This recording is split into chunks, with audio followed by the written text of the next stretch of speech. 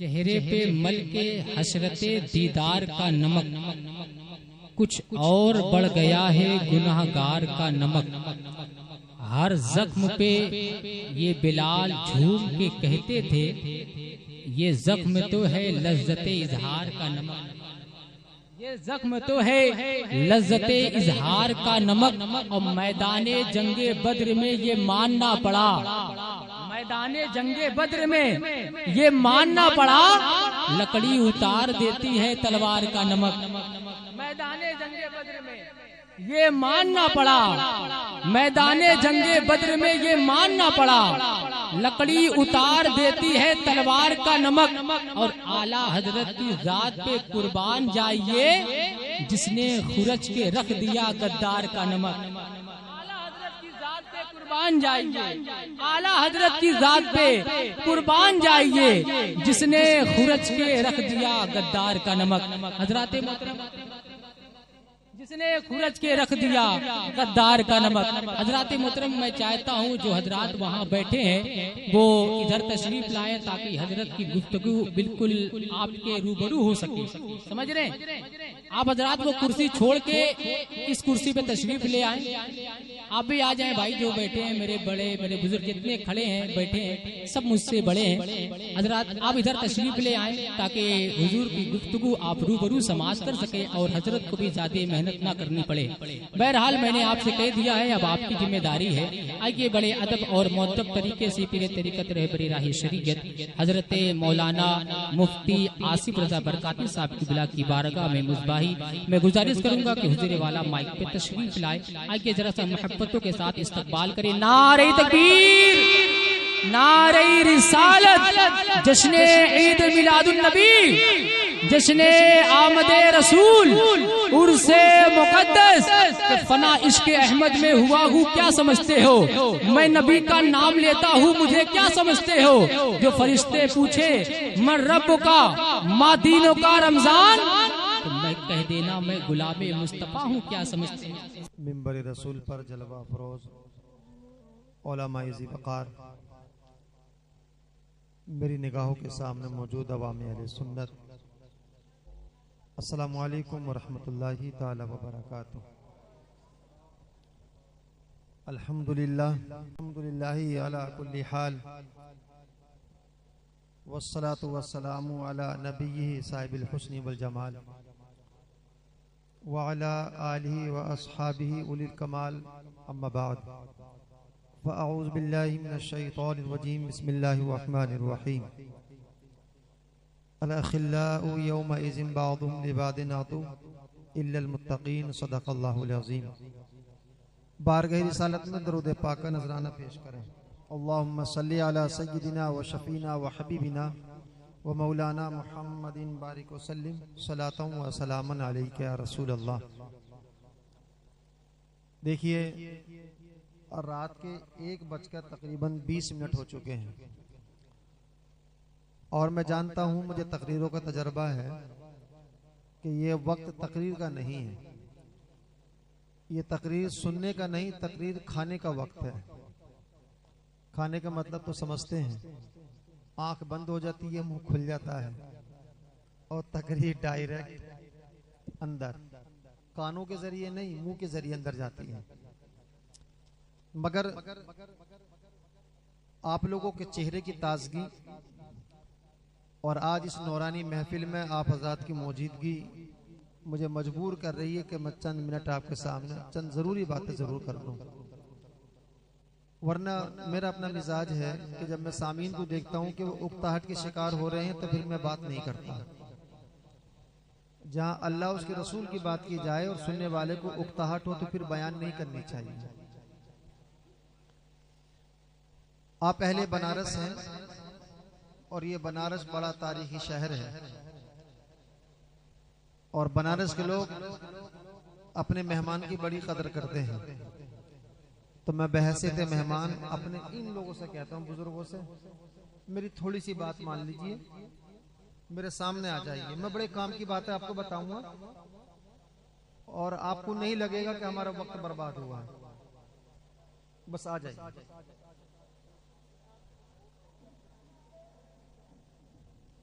सुभान अल्लाह, माशाअल्लाह। सुभान अल्लाह अल्लाह, करीम आप लोगों की उम्र में बरकत अता फरमाए। वाह वाह। जो हजरात इधर बैठे वो इधर चले आए ताकि वहां वाले उधर बैठ जाए। हाँ, आप भी अंदर आ जाए। माशाअल्लाह। आज की ये महफिल शेखुल मशाइख फखरुल औलिया जीनत मजलिस औलिया हजरत सैयद शाह मूसा रहमतुल्लाहि ताला अलैह के उर्स की महफिल है। ये बड़ी बरकत महफिल है। मैं आपको जो यहाँ पर इस मजलिस में आप बैठे हैं बड़े मुख्तसर अंदाज में अल्लाह के कलाम से कुरान से मैं आपको समझाऊंगा कि आपका बैठना कितना कामयाब है और अल्लाह के वलियों की बारगाह में जाना, इनके बारगाहों में हाजिर होना, इनके नाम पर बैठना ये किस कदर कामयाब है। मैं कुरान से बयान करूंगा, हदीस पर भी नहीं आऊंगा। इंशाअल्लाह फिर जिंदगी मिली, फिर कोई मौका मिला तो फिर वहीं से बात शुरू करूंगा। मैं बड़ी मुबारकबादी आपको पेश करता हूँ। मौला करीम आप सबकी उम्र में बरकत अता फरमाए। हजरत सैयद शाह मूसा अली रहमत व रिजवान का रूहानी इल्मी फैजान हम सबको अता फरमाए। ये बनारस बड़ा अजीम शहर है। दुनिया के उन शहरों में से ये एक है कि जिन शहरों की तारीख का कोई पता नहीं चलता। मैंने पढ़ा इसके बारे में, एक मौर्रिख ने तो यहाँ तक लिखा है कि हजरत नूह अलैहिस्सलाम के एक बेटे थे, उन्होंने शहर को बसाया, वरना उसके अलावा कहीं पता नहीं चलता कि शहर को बसाने वाला कौन है, इसका फाउंडर कौन है। हिंदुस्तान के 4 बड़े शहर हैं, उन 4 बड़े शहरों में दूसरा नंबर इसका है। एक कोलकाता, दूसरा मौजूदा मद्रास चेन्नई, तीसरा बम्बई और ये बनारस। दिल्ली शहर में नहीं आता। अब आप सोच सकते हैं कितना अजीम शहर है बनारस। और एक खुशखबरी आपको और सुना दूं, इस बनारस के अंदर इतने अजीम और अपने जमाने के इतने बड़े बड़े औलिया आराम फरमा है कि इतने औलिया किसी शहर में नजर हिंदुस्तान में नहीं आते। हिंदुस्तान के किसी शहर में इतने औलिया नजर नहीं आते।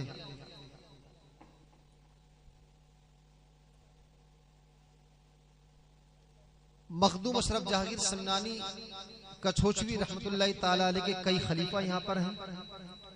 मखदूम बिहार हजरत सैयद याहया मुनीरी रहमतुल्लाहि ताला अलैह के कई खुलाफा बनारस में मौजूद हैं। अताए रसूल ख्वाजा गरीब नवाज रहमतुल्लाहि ताला अलैह के खलीफा भी बनारस में मौजूद हैं। अताए रसूल ख्वाजा गरीब नवाज की बड़ी खुसूसी नजर बनारस पर थी। आप यहाँ पर आए भी थे, यहाँ के हालात देखे थे, और आप जानते हैं अगर यहाँ पर इतने औलिया इस सरजमीन पर अगर ना होते तो जानते हैं कि ये शहर कौन सा है। अगर हमारा काबा मक्के में है तो दूसरी कौम का काबा इसी बनारस में है। कितनी घंटियां बजती हैं सुबह से शाम तक, किस कदर का होता है। अगर ये औलिया कराम बैलेंस ना बनाती ये शहर खत्म हो गया। आप बड़े मुबारक हैं, काबिल तारीफ है, आप हजरात के शहर में रहते हैं और आपकी मोहब्बत औलिया कराम से बेलौस है और आपकी ये मोहब्बत ज़ाय नहीं होगी।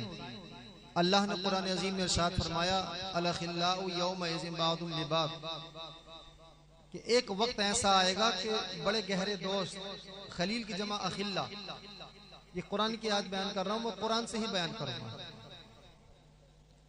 कि जो गहरे दोस्त होते हैं जिनको हम हिंदी में कहते हैं लंगोटी यार, इंग्लिश में कहते हैं क्लोज फ्रेंड,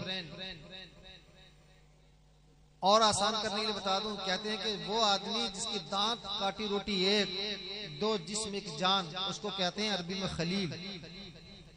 दोस्ती के लिए कई अल्फाज अरबी में आते हैं, सदीक भी आता है, हमीम भी आता है, मगर एक लफ्ज आता है खलील।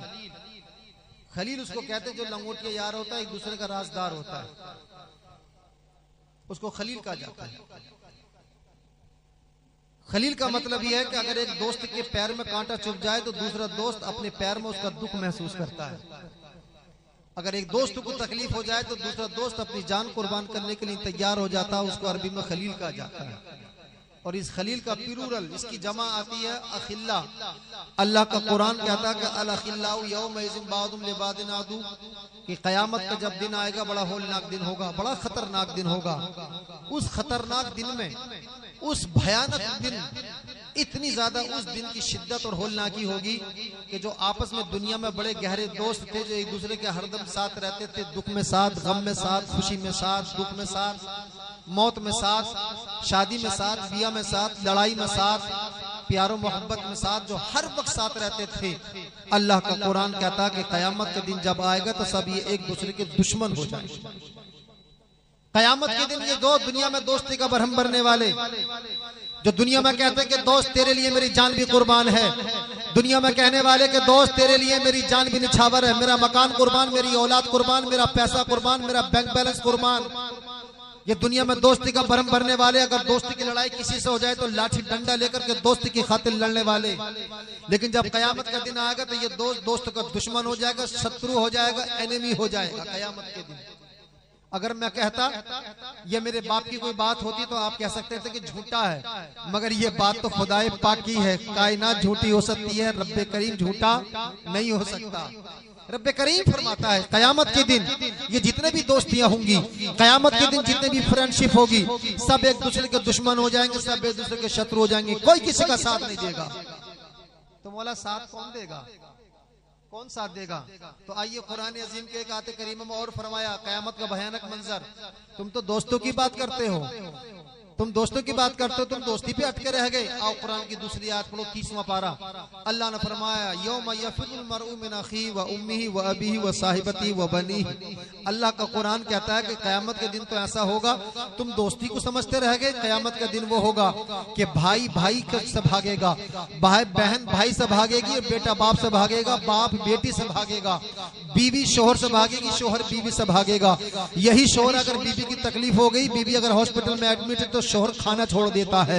यही बाप अगर बेटी के पैर में कांटा चुभ जाए तो ये बाप अपनी जान कुर्बान कर देता है, अपनी बेटी की तकलीफ को बर्दाश्त नहीं करता। यही बेटी अगर बाप को कोई बात परेशानी हो जाए तो हजारों मील सही अपने सारे सब कुछ दुख और सुख भूलने के बाद में अपने बाप की बारगाह में अपने बाप के सराहने आकर के खड़ी हो जाती है।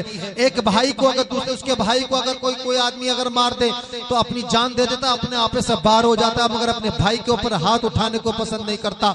अगर उसके भाई के ऊपर अगर किसी ने हाथ उठाया हो तो ये भाई उसके हाथों को काटने की इरादा रखता है कि मेरे भाई के ऊपर हाथ उठाया कैसे। ये बेटा अगर बाप के उसके बाप को अगर कोई गाली दे दे तो कोशिश ये करता है कि गाली देने वाले की जबान को उसके हलक से खींच करके काट के बाहर फेंक दे। इसकी हिम्मत कैसे हुई मेरे बाप को गाली देने की। वो बाप जो अपने बेटे से बेपनाह मोहब्बत करता है, अपनी दौलत, अपनी औलाद, अपनी दौलत, अपना सारी प्रॉपर्टी, अपनी जायदाद, अपना मकान, अपनी दुकान, सारे का सारा कारोबार, बिजनेस, सब कुछ अपने बेटे के लिए दे देता, अपने बेटे के हवाले करके दुनिया से चला जाता है। जिस बाप की इस कदर मोहब्बत होती है, जिस बेटे की बाप से इतनी मोहब्बत होती है, वो बीवी जो अपने शोहर के बगैर जब तक के शोहर घर ना आ जाए खाना नहीं खाती है। शोहर अगर दिन के 3 बजे 4 बजे आ जाए, रात के वक्त में शोहर अगर 2 बजे आ जाए तो शोहर के आने की आहट पर बीवी उठ करके जाग जाती है और अपने शोहर को खाना गर्म करके खिलाती है, तब उसके साथ खाती है। ये बीवी मोहब्बत करने वाली, दुनिया में अपने शोहर की जान पर जान निछावर करने वाली, ये शोहर अपनी बीवी की जान पर जान निछावर करने वाला, ये बेटा अपने बाप की जान पर जान निछावर करने वाला, ये बाप अपने बेटे की जान पर जान कुर्बान करने वाला, ये दोस्त दोस्ती के लिए कुर्बान करने वाला।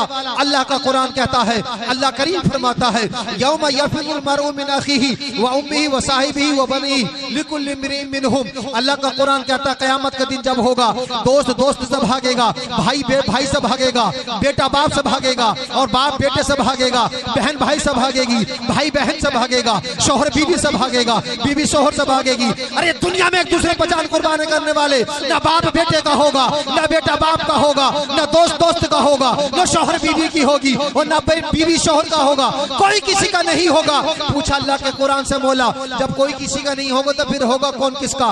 बाप ने तो सारी जिंदगी सब कुछ अपने बेटे को देकर के चला गया, बेटे ने अपने बाप की इज्जत के खातिर सब कुछ अपना कुर्बान कर दिया, दोस्त ने दोस्त की खातिर सब कुछ कुर्बान कर दिया, तो मौला होगा कौन किसके साथ? अल्लाह का कुरान कहता है कि जवाब इसी आयत में है। अल्लाह का कुरान पढ़िए, फरमाया अल अखिल्लाउ यौमइज़िन बादुम लिबाद। दूसरी आयत पढ़ ली, इसको फिर से दोबारा पढ़िए।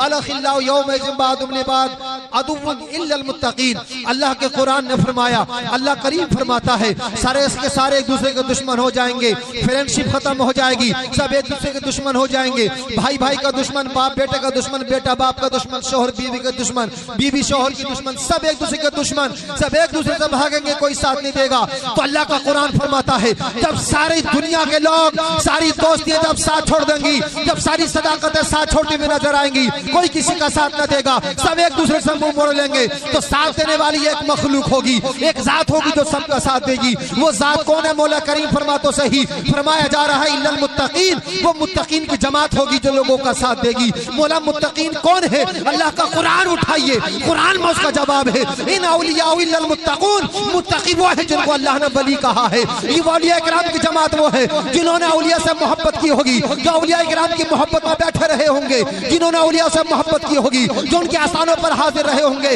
सारे लोग एक दूसरे को भूल जाएंगे, मगर ये अल्लाह के वली अपने चाहने वालों को न दुनिया में भूलते हो न क़यामत में भूलते हो। नारे तकबीर, नारे रिसालत। आप हजरत सैयद साहब मूसा अली रहमत व रिजवान की बारगाह में हाजिर हैं, जिनकी मोहब्बत में आप रात के तकरीबन 1:30 बजे यहाँ पर मौजूद हैं। आप भूल जाएं तो भूल जाएं, लेकिन ये नहीं भूलेंगे मौला ये तो वही है जो मेरी मोहब्बत में रातों रात बैठे थे, ये तो वही जिन्होंने मेरी बात सुनने के लिए बैठे थे। और यकीनी तौर पर अल्लाह के वलियों की बारगाह में जाने से बहुत कुछ मिलता है। ये तो अजीब माहौल पता नहीं कहाँ से बनाना शुरू कर दिया है कि अल्लाह के वलियों की बारगाह में जाना शिर्क है, अल्लाह के वलियों की बारगाह में जाना बिदअत है, अल्लाह के वलियों की बारगाह में जाना कुफ्र दलालत है। पता नहीं किसने कह दिया। आओ जरा मैं कुरान से आपको समझा दूं। अल्लाह का कुरान मैं आपको पढ़ के बता रहा हूँ, सिर्फ कुरान से बयान करूंगा। अल्लाह करीम ने कुरान अजीम में हजरत मरियम का जिक्र किया है। मरियम कौन है? हजरत ईसा अलैहिस्सलाम की वालिदा है। नाम है इनका मरियम, इनके बाप का नाम है इमरान, माँ का नाम है फाकूजा।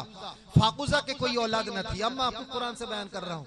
फाकूजा के कोई औलाद न थी। फाकूजा अल्लाह की बारगाह में दुआ करती थी, अल्लाह मुझे औलाद दे दे और मैं मस्जिद अक्सा के लिए खिदमत के लिए मैं उसको हवाले कर दूंगी, मैं मस्जिद अक्सा की खिदमत के लिए उसको वक्फ कर दूंगी। ये दुआएं करती थी। एक बेटी हुई उनके, जब बेटी पैदा हुई तो रब की बारगाह में अर्ज किया, मौला ये तो बेटी है, मैं बेटी को कैसे वक्फ करूं, बेटी को मस्जिद अक्सा की खिदमत के लिए कैसे लेकर के जाऊं। बहरहाल हुक्म हुआ, अब अपनी बेटी को लेकर के मस्जिद अक्सा गई और मस्जिद अक्सा में उस वक्त जो वहां के मुतवल्ली थे एक अल्लाह के पैगंबर जिनका नाम है हजरत ज़करिया अलैहिस्सलाम। ये हजरत यहया अलैहिस्सलाम के वालिद हैं और हजरत ज़करिया और मरियम के वालिद दोनों आपस में एक दूसरे के साड़ू हैं। हजरत ज़करिया अलैहिस्सलाम की जो वालिदा हैं वो हजरत मरियम की खाला होती हैं, ये इनका करीबी रिश्ता है। हजरत ज़करिया अलैहिस्सलाम ने हजरत मरियम के लिए मस्जिद अक्सा में ऊपर की जानिब बालाई साइड में एक घर बना दिया और कहा कि मरियम तुम यहाँ रहा करो, इससे बाहर तुम मत निकलना। और सिर्फ हजरत ज़करिया अलैहिस्सलाम को ही इजाजत थी, चूंकि ये इनके महरम थे, इनको इजाजत थी ऊपर आने जाने की। हजरत ज़करिया अलैहिस्सलाम जब भी जाते, कुरान अजीम की आयत में आपको पढ़कर सुना दी, ईमान ताज़ा हो जाएगा। कुरान कहता है कुल्लमा दखला अलैहा ज़करिया अल मिहराब वजदा इंदहा रिज़्क़ा क़ाला या मरियम अन्ना लकी हाज़ा क़ालत हुवा मिन इंदिल्लाह इन्नल्लाह यरज़ुक़ु मन यशाउ बिग़ैरि हिसाब हुनालिका दआ ज़करिया रब्बा क़ाला रब्बी हबली मिन लदुनका ज़ुर्रियतन तय्यिबा इन्नका समीउद दुआ फनादतुल मलाइका व हुवा क़ाइम युसल्ली फिल मिहराब इन्ना ला युबश्शिरुका बियहया मुसद्दिक़न बिकलिमातिन मिनल्लाहि व सय्यदन व हसूरन व नबिय्यन मिनस सालिहीन। तीसरा पारा सूरह आले इमरान की 3 आयतें मैंने आपके सामने पढ़ी हैं। आप जरा सुनिए, मैं आपको एक मफहूम इसका समझाता हुआ चलूं। हजरत ज़करिया अलैहिस्सलाम जब भी हजरत मरियम के कमरे में पहुंचते, जाकर के देखते डिफरेंट किस्म के उनके पास फ्रूट रखे हुए होते थे। मिसाल के तौर पर मौसम होता था गर्मी का, तो गर्मी के मौसम में तरबूज मिलने चाहिए, तो गर्मी के मौसम में उनके पास जाड़े के मौसम के फल नजर आते थे।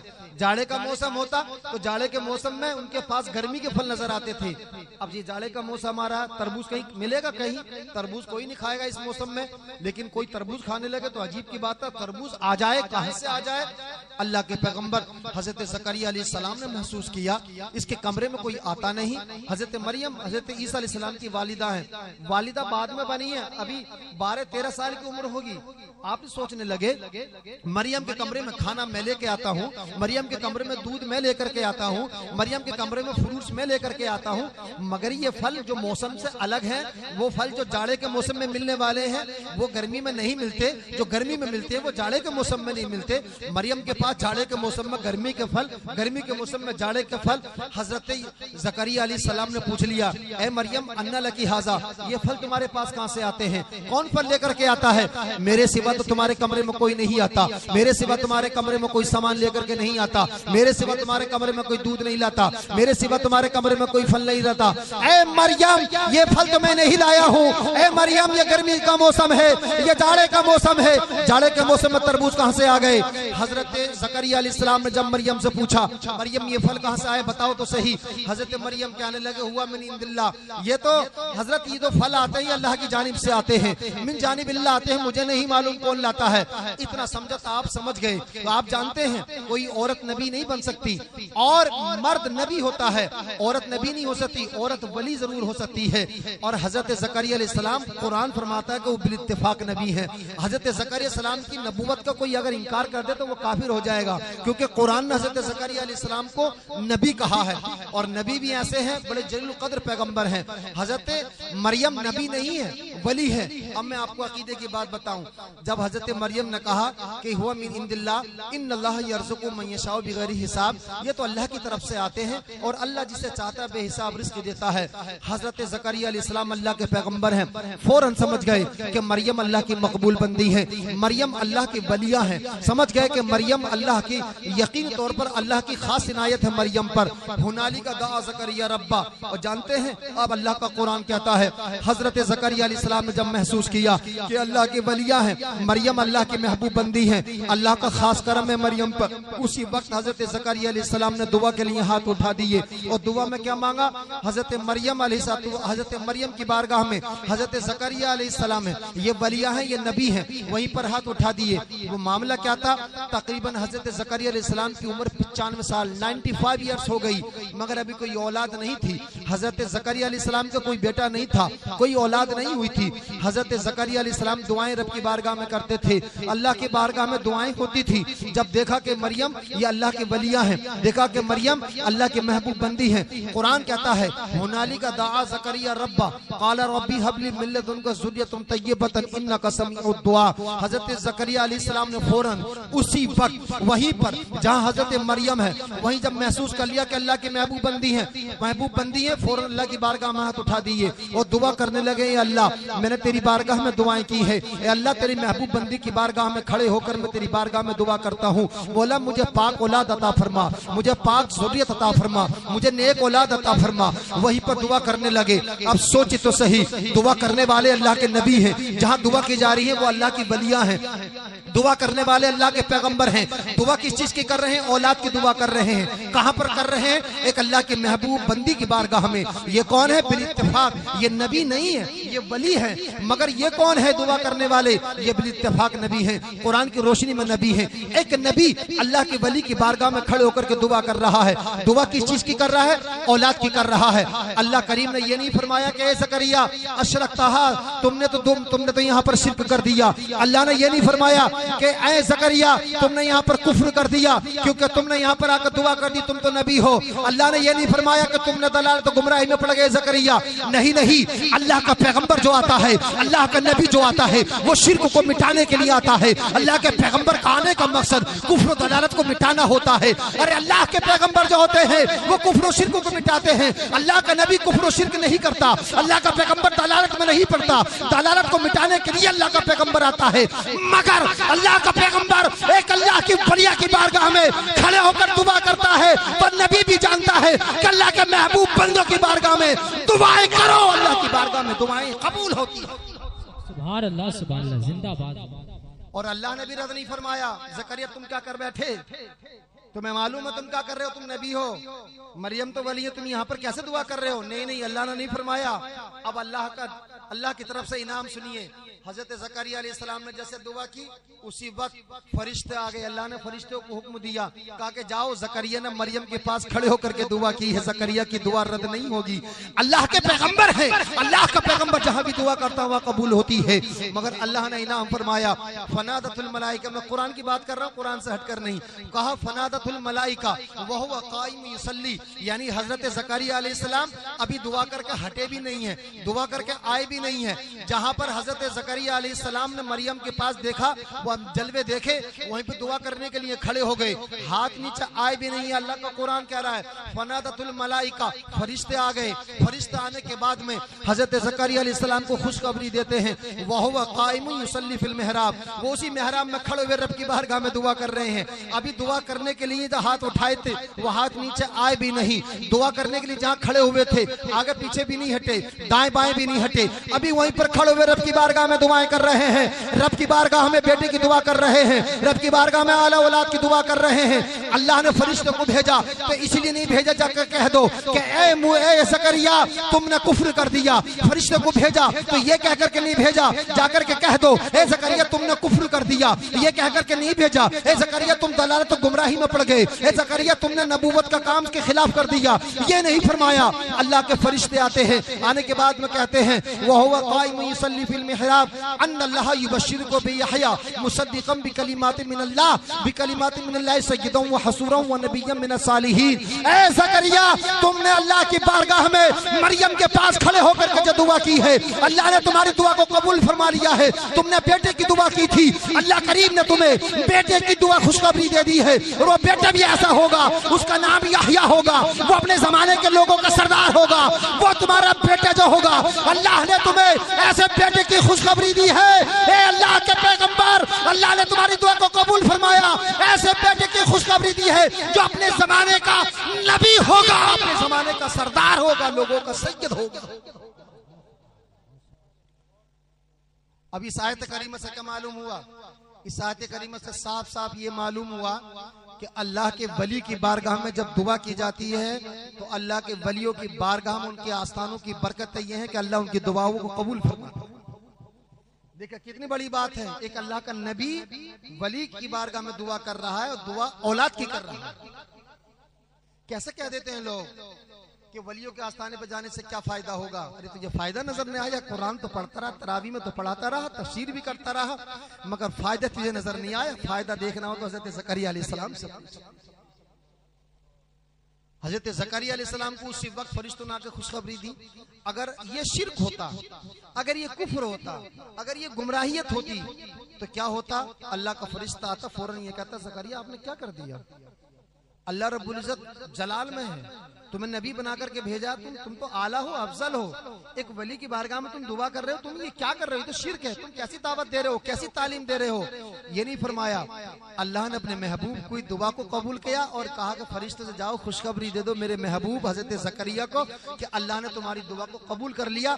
इसका साफ मतलब ये है कि अल्लाह के वली की बारगाह में खड़े होकर के दुआ करने वाले की दुआ रद्द नहीं होती है। अल्लाह के वली की बारगाह में खड़े होकर के औलाद की दुआ करने वालों को अल्लाह बुरा नहीं मानता है। अल्लाह के वली की बारगाह में खड़े होकर के उस वली के वास्ते से अल्लाह की बारगाह में दुआ करने को अल्लाह ताला उसकी दुआ को रद्द नहीं फरमाता। ये शिर्क नहीं है, ये बिदअत नहीं है, ये कुफ्र नहीं है, ये दलालत नहीं है, ये गुमराहियत नहीं है, बल्कि सही बात यह है कि हजरत ज़करिया अलैहिस्सलाम अल्लाह के पैगंबर है, वली की बारगाह में दुआ करना ये अंबिया की सुन्नत है, उस दुआ को कबूल फरमाना ये रब की अदा है। नारे तकबीर, नारे रिसालत, नारे रिसालत, उर्से मुक़द्दस, खतीबे अहले सुन्नत। वाह। आपके चेहरों की ताजगी मुझे मजबूर कर रही है कुछ बात और बताने के लिए, वरना मेरा इरादा है कि 10 मिनट में बात खत्म कर लूंगा। कुछ बात और बता दूं। मैं कुरान से बात करता हूं, कुरान से बाहर नहीं। अगर मैं हदीस की बात करूंगा ना तो ये कह देगा कोई भी अरे वो हदीस तो ज़ईफ है। उससे अगर पूछो ना कि ज़ईफ किसे कहते हैं तो उसका बाप भी नहीं बता पाएगा कि ज़ईफ का मतलब क्या हदीस में। ये कहते हैं हदीस सही नहीं है, अब आप समझेंगे हदीस सही नहीं तो इसका मतलब गलत है। तो हदीस सही की बात जब आती है तो इसका मतलब ये नहीं होता कि वो गलत है। हदीस सही का मतलब ये होता है कि हदीस के बहुत सारे मर्तबे हैं। सही नहीं है तो हसन होगी, हसन लिगैरी होगी, हसन नफ्सी होगी।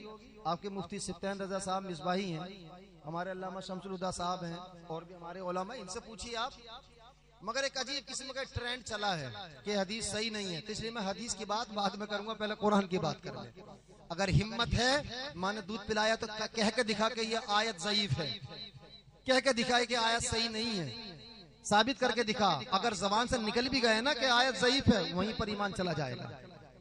ये कुरान है, कुरान का इनकार करना किसी के बाप की हिम्मत नहीं है। कुरान का इनकार नहीं कर सकता, अगर करेगा तो वहीं गिरफ्तार हो जाएगा। मैं कुरान से बात कर रहा हूं। आइए मैं आज जब बात औलिया कराम की आइए तो थोड़ा सा और बता दूं। 15वें पारे की पहली आयत, कुरान की बहुत सारी आयतें जो औलिया कराम की शान को बयान करती हैं, मगर मैं बयान करने लगूं तो टाइम ज्यादा हो जाएगा। मैं एक मुदर्रिस हूं, एक मदरसे का प्रिंसिपल हूं। सुबह में मुझे 7 बजे से मदरसे में जाना, 1 बजे तक मुझे बैठना पढ़ाना है। अब जाहिर सी बात है कि हम रात के 3 बजे तक प्रोग्राम करेंगे और सुबह को फिर 1 बजे से लेकर 3 बजे तक 2 बजे तक जब बैठ के पढ़ाएंगे तो फिर ज्यादा ज्यादा 1 साल 2 साल में दुनिया से चले जाएंगे। यही ना होगा, नींद होएगी नहीं, शुगर हो जाएगी, दुनिया जिंदगी खत्म। तो हम चाहते हैं कि काम भी हो जाए, दीन की तबलीग भी हो और मदरसा भी चलता रहे और सेहत भी ठीक रहे। जब से चांद नजर आया ना मालूम कितनी तकरीरें कर दी, मेरे ख्याल से 50 से ज्यादा तकरीर तो हो गई होंगी। एक रात में 2-2 3-3 तकरीरें की। मगर यह है कि जब करने बैठते हैं ना तो एक एनर्जी, एक मिन जानिबिल्लाह एक ताकत ऐसी आ जाती है। मुस्तफा जान रहमत का जब जिक्र होता, अल्लाह के महबूब बंदों का जिक्र होता है ना, तो ऐसी जान आ जाती है कि हमें एहसास ही नहीं होता कि हम कितने बोल गए। मगर टाइम का ख्याल है, आपको भी सुबह को उठना है। बहरहाल आप तो आराम कर लेंगे, हमें आराम भी नहीं मिलेगा। कल मुझे फिर बाहर जाना है एक जगह। आइए मैं आपको 2-3 बातें और बता दूं। 15वें पारे की सबसे पहली आयत, सुब्हानल्लज़ी असरा बिअब्दिही लैलन मिनल मस्जिदिल हराम इलल मस्जिदिल अक़सा अल्लज़ी बारकना हौला। ये भी अल्लाह के औलिया कराम और महबूब बंदों की अदाओं को दर्शाती है ये आयत। आपने इसे तो ये सुना होगा कि हुजूर जब मेराज के लिए गए, मस्जिद हरम से मस्जिद अक़सा तक गए, वहां से फिर सिद्दतुल मुंतहा, वहां से फिर लमका गए। बिल्कुल सच है, दुरुस्त है। मगर इसमें एक चीज मैं आपको और आपका जहन दिला दूं। अल्लाह ने फरमाया कि पाक है वो जात जो अपने महबूब को मेराज में मस्जिद हरम से मस्जिद अक़सा तक ले गई। आप जरा सा देखिए, तकाबुल कीजिए, इसको कंपेयर कीजिए, कंपैरिजन बहुत जरूरी है। फरमाया मिनल मस्जिदिल हराम इलल मस्जिदिल अक़सा अल्लज़ी बारकना हौला। कहां से? मस्जिद हरम से मस्जिद अक़सा तक। और मस्जिद अक़सा देखिए, ये तो अगर आप लोग इंग्लिश जानते होंगे तो मिनल मस्जिदिल हराम ये एब्सोल्यूट है, इसमें कोई कैद नहीं है। सीधा सीधा कहा कि मिनल मस्जिदिल हराम बस। और जब बात मस्जिद अक़सा की आई तो वहां फरमाया मिनल मस्जिदिल अक़सा अल्लज़ी बारकना हौला।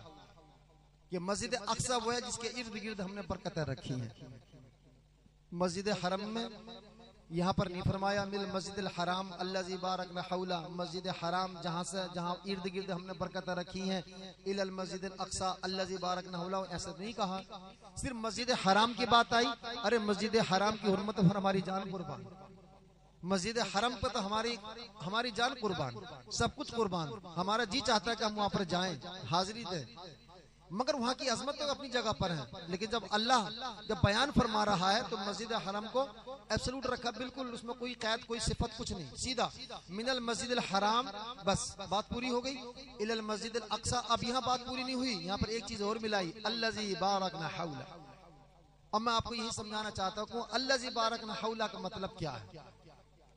क्या है मस्जिद अक़सा को जो अल्लाह ने फरमाया कि अल्लज़ी बारकना हौला, मस्जिद अक़सा वो है जिसके इर्द गिर्द हमने बरकतें रखी हैं। ये बरकतें क्या है? वह जैतून के पेड़ हैं। अगर यही बात है तो जैतून के बागात तो हमारे हिंदुस्तान में भी है। वहाँ खजूर के बागात हैं। ऐसी बात अगर हो तो हिंदुस्तान में केरला में चलाइए, बहुत सारे खजूर के बागात हैं। वहाँ नारियल के झाड़ है। ऐसी अगर बात है तो आप कर्नाटक में चले जाइए, वहाँ तो बहुत ज्यादा नारियल के झाड़ है। क्या वजह है? बिल्डिंगें अच्छी हैं? नहीं, ऐसी बात भी नहीं है। बिल्डिंगें तो हमारे बनारस में ककरमत्ता में आ जाइए, एक से एक बिल्डिंग है, होटल को देखकर दिल खुश हो जाता है। क्या वजह है कि अल्लाह ने फरमाया कि अल्लज़ी बारकना हौला, हमने वहां पर बड़ी बरकतें रखी हैं। क्या वहां पर तालाब हैं? तालाब तो क्या हमारे यहाँ पर अच्छे नहीं है। आप मंडवाड़ी चले जाइए, मदरसे के पीछे जाकर देखिए कितना खूबसूरत तालाब है, उससे भी अच्छे अच्छे तालाब आपको झीलें मिल जाएंगी। क्या वजह है जो अल्लाह ने फरमाया कि अल्लज़ी बारकना हौला? आइए मुफस्सिरीन की ज़बानी सुनिए। इमाम राज़ी फरमाते हैं कि इसका मतलब यह है कि मस्जिद अक़सा वो जगह है जहाँ पर अल्लाह के महबूब बंदों की कब्रें हैं। ये वो जगह है जहाँ अल्लाह के बहुत सारे अंबिया इकराम की कब्रें हैं। ये वो जगह है जहाँ पर शोहदा आराम फरमा है, ये वो जगह है जहाँ पर अल्लाह के औलिया आराम फरमा है, ये वो जगह है जहाँ पर अल्लाह के महबूब आराम फरमा है। ना मालूम कितने शोहदा की यहाँ पर कब्रें हैं, ना मालूम कितने अंबिया इकराम यहाँ पर मदफून है, ना मालूम यहाँ पर कितने औलिया इकराम मदफून है, ना मालूम यहाँ पर कितने अल्लाह के महबूब बंदे आराम फरमा रहे हैं। इस आयत करीम से मालूम हुआ कि अल्लाह करीम ने खुद उस मकाम की तारीफ की है जहाँ अल्लाह के बंदे दफन होते हैं। अरे जहाँ पर अल्लाह का महबूब बंदा दफन हो जाए अल्लाह करीम उसके इर्द गिर्द बरकतें रख देता है। अरे अल्लाह के महबूब बंदे बनारस की सरजमीन पर दफन है, अल्लाह ने शहर में बरकतें रखी है। अल्लाह के महबूब बंदे अजमेर में दफन है, अल्लाह ने वहां बरकतें रखी है। महबूब बंदे बरेली में दफन है, अल्लाह ने वहां बरकतें रखी है। महबूब बंदे बदायूं में दफन है, अल्लाह ने वहां बरकतें रखी है। दिल्ली में दफन है, वहां पर बरकतें रखी है। बिहार में दफन है, वहां पर बरकतें रखी है। मालूम हुआ कि जिस सरजमीन पर अल्लाह के बंदे आखिरी आराम का बना ले अल्लाह करीम उस जगह को साहिब बरकत बना देता है। अब हजरत सैयद शाह मूसा रहमतुल्लाह ताला अलैह जिस जगह पर आराम फरमाया वो जगह भी बरकत वाली है। और अभी मैंने इससे पहले बताया कि जहाँ अल्लाह के वली दफन होते हैं, जहाँ के अल्लाह के वली होते हैं, वो अल्लाह की बारगाह में दुआएं कबूल होती हैं। मालूम हुआ जहाँ हजरत सैयद शाह मूसा दफन है वो जगह बरकत वाली है और वो दुआ के कबूल होने की मुबारक जगह है। अब अल्लाह के महबूब बंदों का जिक्र करना ये कितनी फजीलत की बात है। अल्लाह के जो वली होते हैं ना, ये अल्लाह के बड़े महबूब बंदे होते हैं और बड़े जिद्दी भी होते हैं। ये इनकी राजो नियाज दोस्त हैं।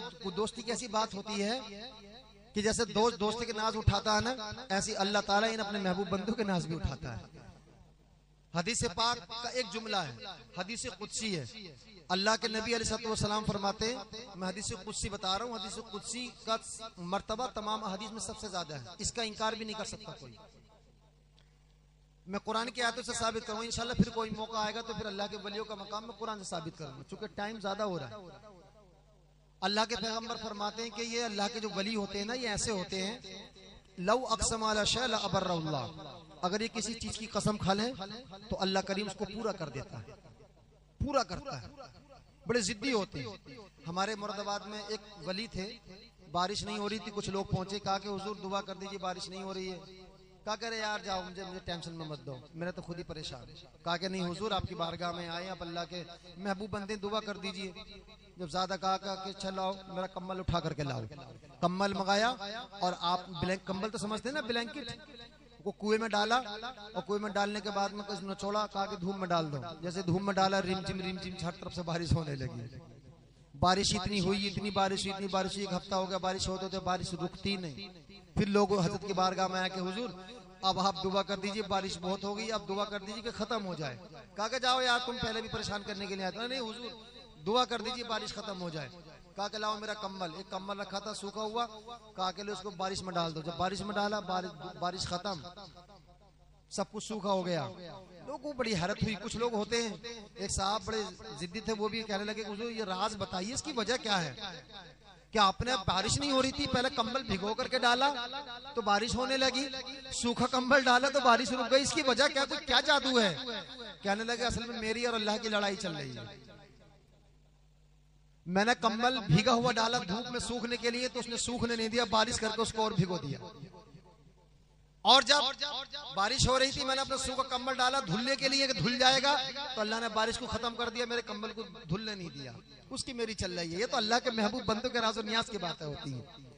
कराची में एक वली एक रास्ते से गुजर रहे थे, एक महबूब आशिक और माशूक लड़का और लड़की, आप तो जानते हैं जब वो आपस में बात करते दुनिया से बिल्कुल बेनियाज हो जाते हैं। एक रास्ते से गुजर रहे थे, हल्की हल्की बारिश हो रही, जैसे आज का मौसम है, चप्पल पहने हुए तो उनका पैर किसी जगह पड़ा और उस पर छींट उड़ी और उसकी माशूका के कपड़ों पर जाकर के गिर गई। ये मैं बता रहा हूँ कि अल्लाह के महबूब बंदे कैसे होते हैं। माशूका के कपड़ों पर जाकर के गिर गई, कपड़ों पर छींट पड़ी, उसके आशिक को बड़ा बुरा लगा, कहा कि बड़ी हिम्मत इस फकीर की।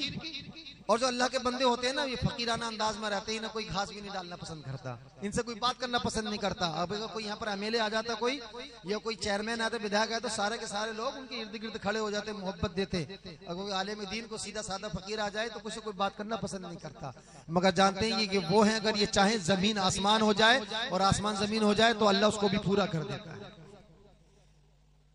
वो गंदगी की कीचड़ की थोड़ी सी छींट उसके कपड़ों पे गिर गई। उसके आशिक को बड़ा गुस्सा आया। वो उठा, जाने के बाद में उन बुजुर्गों को थप्पड़ मार दिया, जोर से थप्पड़ मारा। उन्होंने उसकी तरफ देखा, नीचे सर झुकाया और चल पड़े। कहने लगा, ए बुड्ढे, तुझे पता नहीं मैं तुझे क्यों मारा है? मैंने इसलिए मारा है कि तेरे चप्पल की छींट मेरी मासूका के कपड़ों पर जाकर के लग गई। तुझे पता नहीं है मेरी मासूका है, ये मेरी महबूबा है, इससे मैं मोहब्बत करता हूँ। मुझे ये पसंद ही नहीं है कि मेरी मासूका के कपड़ों पर कोई छींट पहुंचाए। आप गए, खामोशी के साथ चले गए। ठंड का मौसम, बारिश हो रही थी। आगे होटल पर गए तो मुफ्ती सिफ्तैन जैसा कोई आदमी था। कहने लगा, हज़रत आइए बैठिए बैठिए। दुकान वाले ने एक गिलास दूध दिया पीने के लिए और थोड़ी सी जलेबी दी। कहा कि हज़रत खाइए। दूध लिया, पिया। कहा कि अल्लाह तेरा शुक्र है, कहीं दूध पिलाता है, कहीं थप्पड़ खिलाता है। इतना कहना था। उसकी मासूका जिसने मारा था उसका थप्पड़, वो जमीन पर गिरा, तड़पा मर गया। हंगामा हो गया, लोग इकट्ठे हो गए। सोचा किसने मारा, क्या हुआ? उसकी मासूम ने कहा कि वो एक जो बुजुर्ग दूध पी रहे हैं ना, वो जो बाबा, ये इसने उसका थप्पड़ मारा था, तब से ही जमीन पर गिर कर मर गया है। बाबा को पकड़ लिया। वो कहने लगे, मेरा क्या मतलब, मुझे क्यों पकड़ते हो? मैंने क्या कहा है? तो कहा कि तुमने बद्दुआ की ना। तो नहीं, ये गलत है, मैंने बद्दुआ नहीं की। असल में महबूब और मुहिब की लड़ाई चल रही है। तो बोले मतलब? तो बोला मेरे चप्पल की वजह से इसकी महबूबा के कपड़े खराब हुए। तो महबूब को गुस्सा आ गया। महबूब ने अपने महबूबा के चक्कर में मेरा थप्पड़ मार दिया। जब मेरा थप्पड़ मारा तो मेरा जो महबूब है उसे गुस्सा आ गया, उसने उसकी जान को मार दिया। ये तो महबूब मुहिब की लड़ाई है। और ये बड़े जलाली होते हैं, ये जो अल्लाह के वली होते हैं। कभी कभी जमाली भी होते हैं, बर्दाश्त कर लेते हैं। इंशाल्लाह कोई मौका मिला तो बताऊंगा बनारस के आपके कौन कौन से जलाली बुजुर्ग हैं, कौन कौन से जमाली हैं। बाहर गांव में जरूर हाजिर हुआ करो। दिल्ली में एक मुगल बादशाह गुजरा है जिसका नाम था मोहम्मद शाह। ये बड़ा अल्लाह के वलियों का अकीदतमंद था, बहुत मोहब्बत करता था। आला हज़रत ने इसकी बड़ी तारीफ की है। ये वली सिफत खुद भी वलियों से मोहब्बत करता था। एक वली इसके दरबार में रहते थे और जानते हैं कि हर जमाने में हर जगह एक रूहानी सिस्टम है। जिस तरह के हर जगह आईजी, डीआईजी, दरोगा, पुलिस कमिश्नर होते हैं जाहिरी सिस्टम में, इसी तरह से एक रूहानी सिस्टम भी है। इसमें गौस होते हैं, कुतुब होते हैं, अब्दाल होते हैं, वली होते हैं, अवताद होते हैं। हर एक का अपना अपना मकाम होता है, हर एक का अपना अपना एक एरिया होता है। जैसे आईजी का एक एरिया होता है, फिर डीआईजी का एक एरिया होता है, फिर एसएचओ का एक एरिया होता है जो सर्कल ऑफिसर होता है, दरोगा का अपना एक एरिया होता है। हर एक का अपना अपना एक सर्कल होता है। ऐसे इन औलिया कराम का भी अपने सर्कल होता है। इंशाल्लाह किसी मौके से अर्ज करूंगा। तो मोहम्मद शाह के दरबार में एक वली रहते थे। अब मैं आपको बात, मजे की बात बताने लगा हूं कि औलिया कराम के मिजाज कैसे होते हैं। इनको आप पहचान में नहीं पाएंगे। मोहम्मद शाह ने अपने जमाने के उनके दरबार में कुतुब रहते थे वली, उनसे कहा कि हुजूर ये बताइए कि अब इस वक्त दिल्ली का कुतुब कौन है, मैं मिलना चाहता हूँ। आपने फरमाया कि जो वली होते हैं इनसे दूर रहो तो ज्यादा अच्छा। कहा कि नहीं हुजूर मैं मुलाकात करना चाहता हूँ, मुझे बता दीजिए, आप वली हैं, आपको मालूम होगा। आपने फरमाया कि ऐसा करो, तुम फुला जगह चले जाओ और वहां पर एक बाबा हैं, वो खरबूजे बेच रहे हैं, खरबूजे बेच रहे हैं। वो इस वक्त दिल्ली के कुतुब है। वो जानते हैं जब एक कुतुब का इंतकाल हो जाता तो फौरी तौर पर उनके दफन से पहले पहले अल्लाह ताला दूसरे कुतुब का इंतजाम फरमा देता है। अगर कुतुब ना रहे ना तो शहर उलट पलट हो जाएगा। वो कुतुब ही शहरों को जगहों को अपने अपने इलाकों को महफूज रखते हैं। जाहिर सी बात, अगर आईजी ना हो किसी जगह पर, या डीएम ना हो, एसडीएम ना हो, तो शहर दरम बरम हो जाएगा। पूरे जिले का मालिक डीएम होता है, डिस्ट्रिक्ट मजिस्ट्रेट होता है, फिर सब डिस्ट्रिक्ट मजिस्ट्रेट होता है एसडीएम के नाम से। अगर ये ना हो तो कानून ध्वस्त हो जाएगा, अर्थव्यवस्था दरम बरम हो जाएगी। इसी तरह से रूहानी सिस्टम होता है। तो कहा कि फुला जाकर चले जाओ, उस चौराहे पर आपको एक शाम मिलेंगे, वो खरबूजे बेच रहे होंगे, वही इस वक्त दिल्ली के कुतुब है। ये मोहम्मद शाह आया बड़े सादा लिबास में। आने के बाद में कहा कि हजरत खरबूजे दे दीजिए। उन्हें खरबूजा काट करके दिया, इसने खरबूजा खाया और खरबूजा खाने के बाद में जमीन पर फेंक दिया। कहने लगा, बुड्ढे शर्म नहीं आती है, फीके खरबूजे बेचते हो, लोगों को धोखा देते हो। उन्होंने उनकी तरफ देखा, दूसरा खरबूजा काट करके दिया, दूसरा दिया, फिर उसने खरबूजा मुंह पर रखा, फिर फेंक दिया, जमीन पर डाल दिया, गिरा दिया। ये उनके सब्र का इम्तिहान ले रहा था। फेंक दिया। कहा कि बुड्ढे शर्म नहीं आती है, फीके खरबूजे बेचते हो, लोगों को धोखा देते हो, मीठे खरबूजों के पैसे लेते हो। ये खामोश रहे। तीसरा खरबूजा काटा, फिर खरबूजा काट करके इसको दे दिया। इसने फिर मुंह पर रखा, फिर फेंक दिया। इन्होंने कहा कि 3 खरबूजे दे दिए, 3 खरबूजे के मेरे इतने पैसे, मेरे पैसे दो, तुम जाओ यहाँ से, वापस चले जाओ। बहरहाल इसने खरबूजे को पैसे दिए और पेमेंट करने के बाद में आ गया। कुछ वक्त गुजरा, दिल्ली के हालात गर्म हो गए। आप महसूस करते होंगे कभी कभी शहर के हालात बड़े गर्म हो जाते हैं। ये गर्म क्यों होते मालूम है? और कभी कभी बहुत ठंडे हो जाते हैं। क्यों होते ठंडे? वली जब साहिब जमाल आता है, कुव्वत बर्दाश्त वाला वली जब आता है ना, कुतुब जब बनता है किसी शहर का, तो हालात ठंडे हो जाते हैं। और साहिब जलाल कोई कुतुब बनता है तो हालात फिर गर्म हो जाते हैं। जाहिर सी बात है, डीएम अगर एसडीएम अगर को तेज मिजाज आ जाए तो पूरे शहर में हंगामा कर देते हैं, और नर्म मिजाज आ जाए तो शहर का माहौल ठीक रहता है। ऐसे रूहानी सिस्टम का मामला भी है। दिल्ली के हालात गर्म हो गए। मोहम्मद शाह ने फिर उनको बुलाया दरबार में, कहा कि हुजूर ये बताइए, अब ऐसा लगता है कि दिल्ली के हालात बड़े गर्म हो गए हैं, क्या मालूम कि कुतुब बदल गए हैं क्या? कहने लगे हाँ, उन कुतुब का कल इंतकाल हो गया है, उनकी जगह पर दूसरे कुतुब आए हैं। कहा कि मैं मिलना चाहता हूँ। कहा कि ऐसा है, मिलना चाहते हो तो बड़े अदब से जाकर बात करना, ये पहले जैसे नहीं है, अदब से बात करना। कहा कि ठीक है मैं जाता हूँ, बताइए कहाँ मिलेंगे? कहा कि फुला चौराहे पर चले जाओ, शरबत बेच रहे होंगे। वो शरबत, रूह अफ़ज़ा का शरबत। उस जमाने में रूह अफ़ज़ा नहीं था, मगर मैं आपको समझाने के लिए कह रहा हूँ। कहा कि शरबत बेच रहे होंगे, चले जाओ। ये वहां पर पहुंचे। जाने के बाद में कहा कि बुड्ढे शरबत बेच रहे हो? जब बुड्ढा कहा तो उनको जलाल तो आया, नीचे को चेहरा कर लिया। कहा कि शरबत पिलाओ। उन्होंने शरबत बनाया, शरबत बना करके दिया, शरबत मुंह पर रखा, गिलास नीचे फेंक दिया। कहा कि ऐसा शरबत बेचते हो फीका? ये कैसा शरबत है? लोगों को धोखा देते हो, बेईमानी करते हो, गद्दारी करते हो, शर्म नहीं आती है? लोगों को लूट रहे हो, यहाँ पर बदमाशी कर रहे हो। इतना कहा, वो ठेले की तरफ से घूमकर एक जोरदार तमाचा मारा मोहम्मद शाह के चेहरे पर और कहा कि मुझे खरबूजे वाला समझ रहा है? इन अल्लाह के वलियों की शान देखिए यार। थप्पड़ मारा। कौन था? बादशाह। और हिंदुस्तान का बादशाह, आज के हिंदुस्तान का नहीं, उस जमाने का अखंड भारत का बादशाह। जब अफगानिस्तान, श्रीलंका, बांग्लादेश, पाकिस्तान ये सब एक इलाका कहा जाता था, उस वक्त का बादशाह, मुतलकन बादशाह, थप्पड़ मारा जोर से। कहा कि मुझे खरबूजे वाला समझ रहा है? और अगला जुमला सुनिए। कहा कि उतार दूंगा तेरी भी, और तेरे दरबार में जो है ना, जिस वली ने तुझे भेजा उसकी भी उतार दूंगा। अगर मुझसे टकरा तो चला जा चुपचाप खामोशी के साथ यहाँ से। मुंह लटकाए दरबार में आया तो वो दरबार में जो सूफी जी थे वो कहने लगे, मैं तो पहले ही कहा था उनसे उलझना मत, तो नहीं माना, मेरी भी तुम्हारे चक्कर में पड़ गया, मेरी विलायत भी छिमा करके मानेगा। कहा कि हुजूर मैं आपसे माफी चाहता हूँ। तो बोले माफी उन्हीं से जाकर के मांग। हर एक वली एक जैसे मिजाज का नहीं होता, कोई जलाली होता है, कोई जमाली होता है। जमाली बर्दाश्त कर लेता है, मगर जलाली को बर्दाश्त नहीं होती। तो अल्लाह का ये सिस्टम है रूहानी। अल्लाह ने हर जगह रूहानी सिस्टम के तौर पर अल्लाह ने औलिया इकराम को पैदा फरमाया। आपके बनारस में अगर ये वाकई ये इन औलिया इकराम को वजूद ना होता तो बनारस शहर जमीन अब तक पता कितनी मरतबा उलट पलट गई होती। इन अल्लाह के वलियों से जमीन पर बैलेंस से रहता है। इन अल्लाह के वलियों की बारगाह में हाजिर हुआ करो। आखिर वजह क्या है, मुझे समझ में नहीं आता। जो लोग ये कहते हैं कि अल्लाह की वलियों में जाने की बारगाह में उनसे फायदा क्या है, उनकी बारगाह में जाने से बिदअत है, ये है वो है, उसकी वजह मैं आपको बता दूं क्या है। दुनिया वालों ने जब मुसलमानों के बारे में रिसर्च किया, गौर किया, पता करा, तो उन्हें इस बात का मालूम हुआ कि मुसलमानों के पास तीन चीजें ऐसी हैं। एक तो इनके पास मस्जिद, दूसरे इनके पास मदरसा, तीसरे इनके पास खानकाहें, अल्लाह के वलियों के दरबार। जब तक ये तीन चीजें रहेंगी मुसलमानों को कोई ताकत खत्म कर ही नहीं सकती है। तो क्या कैसे किया जाए? कहा कि मौलवियों को आपस में मौलवियों से लड़ाओ, मौलवी आपस में लड़ेंगे, अवाम में बात जाएगी, तो अवाम जनता जो है मौलवियों से दूर हो जाएगी। मौलवी मौलवी को गाली देंगे, एक मौलवी दूसरे मौलवी को काफिर कहेगा, मौलवी दूसरे मौलवी को बुरा वाला कहेगा, तो जनता कहेगी अरे यार ये तो है, से दूर ही रहो तो ठीक है।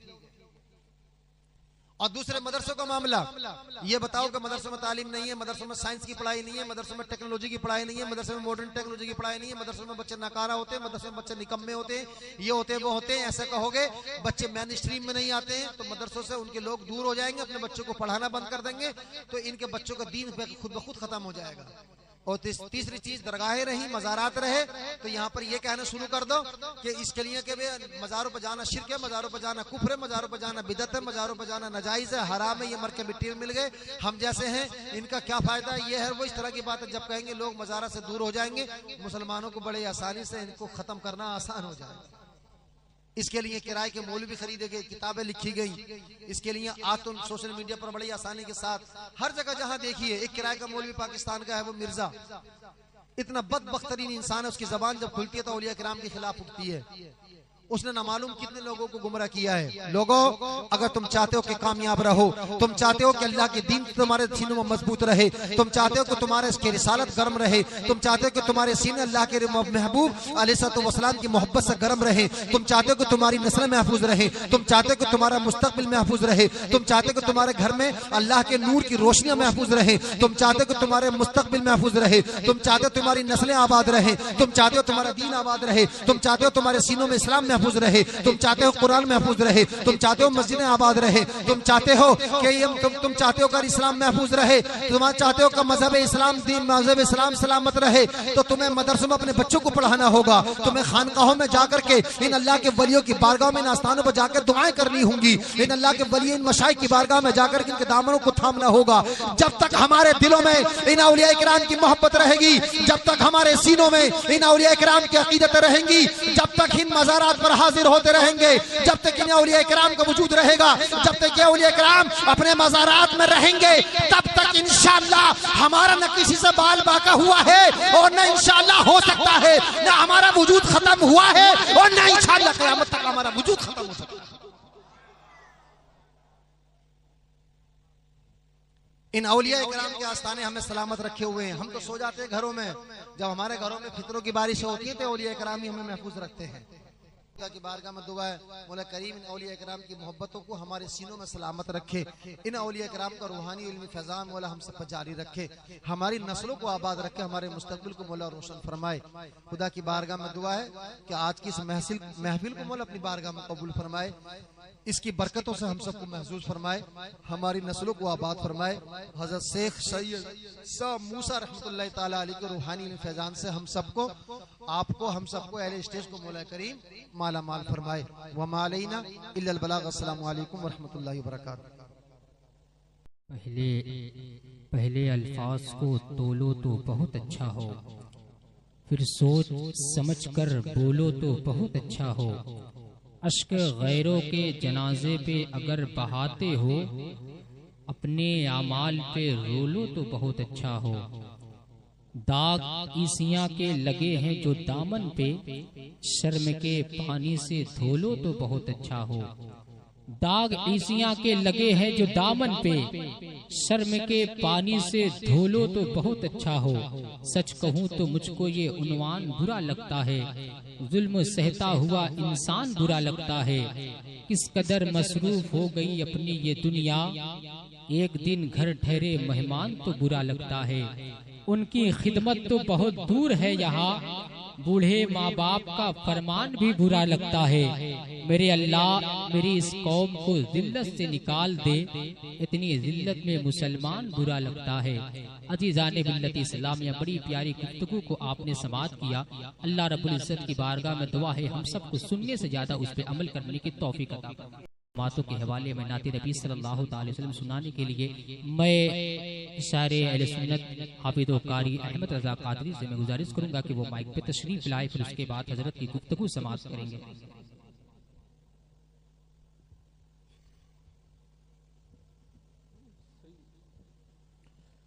दुरूद पाक की डालियां निछावर करे, बाबा सुल्तान पढ़े सल्लल्लाहु अलैहि या रसूल अल्लाह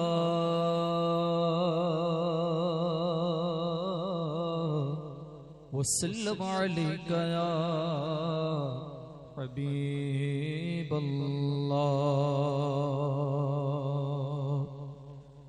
ज़मीनो ज़मान तुम्हारे लिए चुनीनो चुना, तुम्हारे लिए पढ़ो ज़मीनो ज़मान तुम्हारे लिए चुनीनो चुना, तुम्हारे लिए मकीनो मका, तुम्हारे लिए चुनीनो चुना, तुम्हारे लिए बने दो जहां, तुम्हारे लिए बने दो जहां, तुम्हारे लिए गगन ज़बां तुम्हारे लिए, बदन में ये जान तुम्हारे लिए, गमाए यहाँ तुम्हारे लिए, उठे भी वहाँ तुम्हारे लिए, फरिश्ते क़दम रसूल अशम तमाम उमम गुलाम करम वजूद अदम हुदूस क़दम जहाँ में आया तुम्हारे लिए, तुम्हारे लिए पढ़ो तुम्हारे लिए, तुम्हारे लिए, तुम्हारे लिए। जिना में चमर, चमर में समर, समर में फबर, फबर में दुल्हन। जिना में चमर, चमर में समर, समर में फबर, फबर में दुल्हन। सजाए में हर पैसे मिनर, ये अमनो अमा तुम्हारे लिए, ज़मीनो ज़मारे कीनो मका तुम्हारे लिए, चुनी नो चुना तुम्हारे लिए, बने दो जहां तुम्हारे लिए।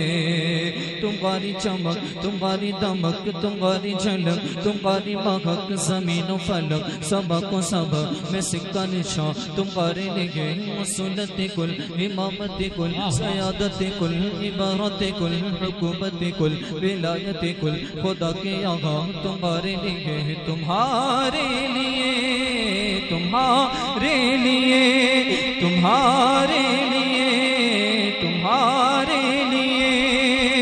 इशारे से चाँद चीर दिया, छुपे हुए खैर को फेर लिया। इशारे से चाँद चीर दिया, छुपे हुए खैर को फेर लिया। गए हुए दिल को सिर किया, ये ताबो तबा तुम्हारे लिए। नारे तकबीर, कम से कम जवाब दे दे। नारे तकबीर, नारे रिसालत, कलामे आला हजरत। वाह वाह। तुम्हारे लिए मकीनो बका तुम्हारे लिए, चुनी नो चुना तुम्हारे लिए, बने दो जहां तुम्हारे लिए। सबाबो चले कि बाग फले, वो फूल खिले कि दिल को फले। सबाबो चले कि बाग फले, वो फूल खिले कि दिल को फले। लिवा के तले सलामे खुले, रज़ा की ज़बा तुम्हारे लिए। ज़मीनो ज़मा तुम्हारे लिए, मकीनो मका तुम्हारे लिए। सबाबो चले कि बाग फले, वो फूल खिले कि दिन को भले। लिवा के तले सना में खुले, अख्तर की ज़बा तुम्हारे लिए। ज़मीनो ज़मा तुम्हारे लिए, मकीनो मका तुम्हारे लिए, चुनी नो चुना तुम्हारे लिए, बने तो जहां तुम्हारे लिए।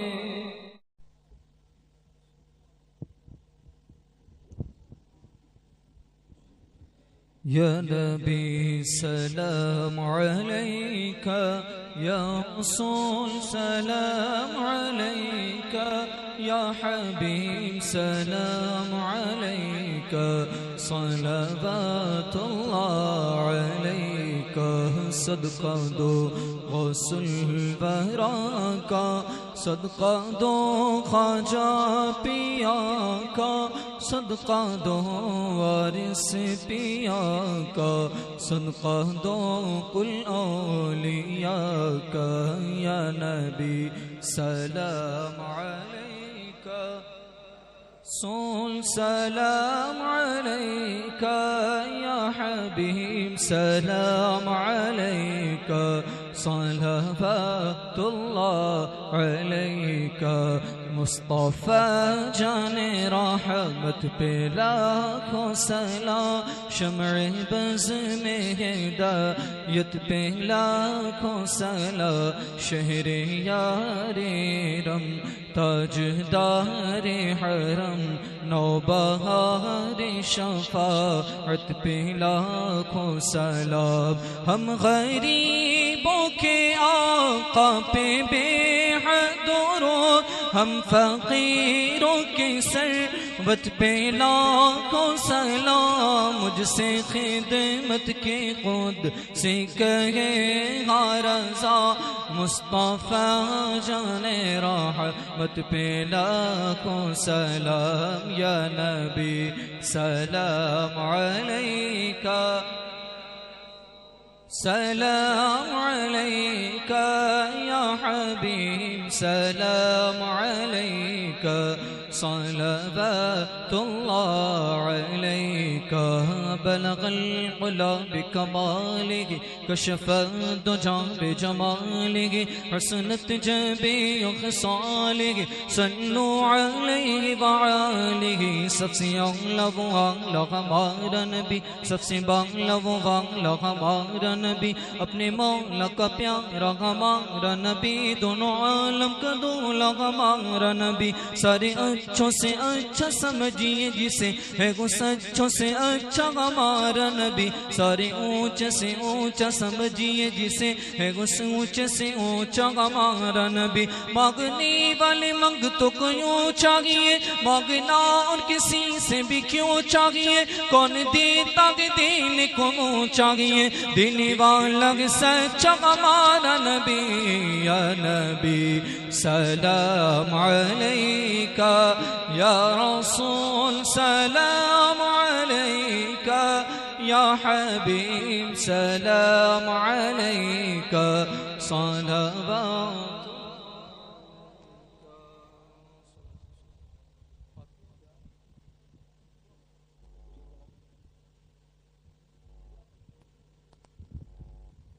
अल्लाहुम्मा सल्ली अला सय्यिदिना व शफीना व हबीबिना व मौलाना मुहम्मदिन बारिक व सल्लिम।